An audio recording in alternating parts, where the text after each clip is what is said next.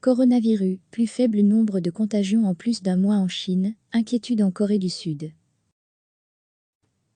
Le nouveau coronavirus a contaminé 327 nouvelles personnes en Chine continentale, le plus faible chiffre en plus d'un mois, et provoqué 44 nouveaux décès, ont annoncé vendredi les autorités sanitaires. En Corée du Sud voisine, pays le plus touché par l'épidémie après la Chine, le nombre de personnes infectées par le nouveau coronavirus a atteint vendredi 2022. Le bilan de l'épidémie en Chine continentale atteint ainsi 2788 décès, selon la Commission nationale de la santé.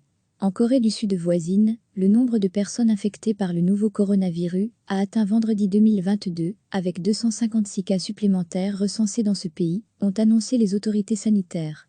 La plupart des nouveaux cas ont été recensés dans la ville de Daegu, épicentre de l'épidémie en Corée du Sud, et dans la province voisine de Gyeongsang du Nord.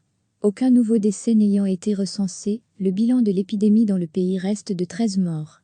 De nombreux événements culturels et sportifs ont été annulés ou reportés en Corée du Sud à cause de l'épidémie, parmi lesquels des matchs du championnat national de football ou encore les mondiaux de tennis de table par équipe.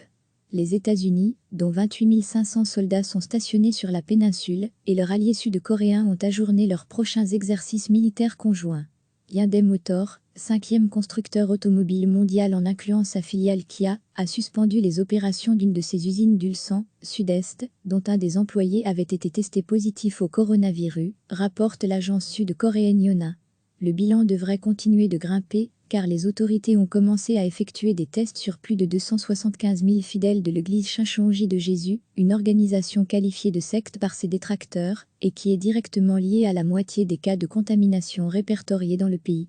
L'épidémie de coronavirus s'est répandue comme une traînée de poudre dans les rangs de ce mouvement à partir d'une de ses fidèles, une femme de 61 ans identifiée comme le patient 31. Recevez chaque matin l'essentiel de l'actualité. Cliquez sur s'abonner pour recevoir les dernières nouvelles.